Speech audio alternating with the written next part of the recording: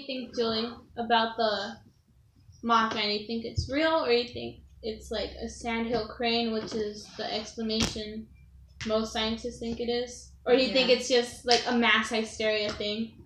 Well, I think it's just everyone's imagination. Really? Yeah. Science can't prove it. With the whole Silver Bridge collapse thing, you think that was just the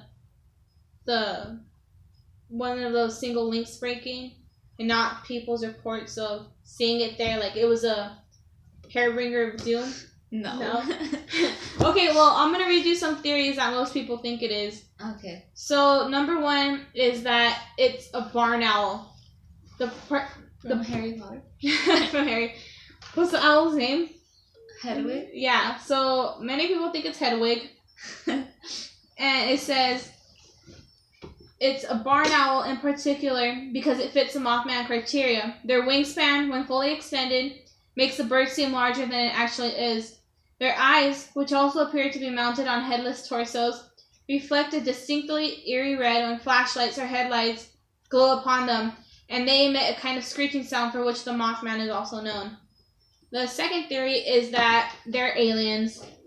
So about the time the Mothman sightings were being reported in such high volumes, beginning in 1966 in Point Pleasant, West Virginia, also being reported, and as sorted through and cataloged by paranormal researcher John Keel in his book, The Mothman Prophecies, were mysterious energy fields, glowing orbs, weird animal behaviors or disappearances of technology, failures, loss of time, and the men in black who would visit the town and make threatening inquisitions, assuming generic pseudonyms like John Brown or Bob Smith. These things are also true of UFO folklore, which led to the connection, at least in people's mind, that the Mothman may be a kind of alien. But the fault there lies in the lack of necessary relationship between cause and correlation. So would you say you think it's a barn owl? More likely than the other theories? Probably. More likely than an alien? So the third theory is that it's an angel.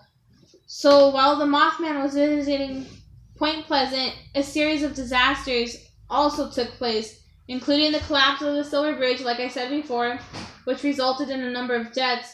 And there were also phone calls author John Keel was receiving, in which a mysterious person named Indrid Cold seemed capable of telepathy, and various others which carried premonitions that ended up coming true.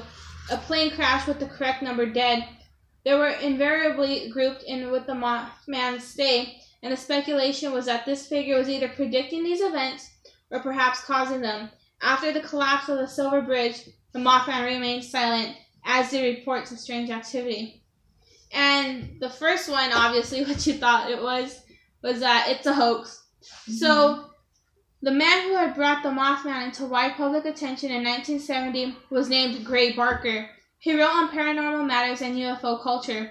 He was also known to exploit these matters for financial gain, given their massive cult appeal, and to plant hoaxes to screw around with those who took UFO research seriously.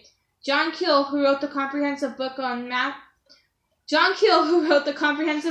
Mothman in 1975, was known to associate with Keel, and thus could have been misled in a similar matter. So that's what you think it was, right? Yeah. I don't know how I would feel if I was like,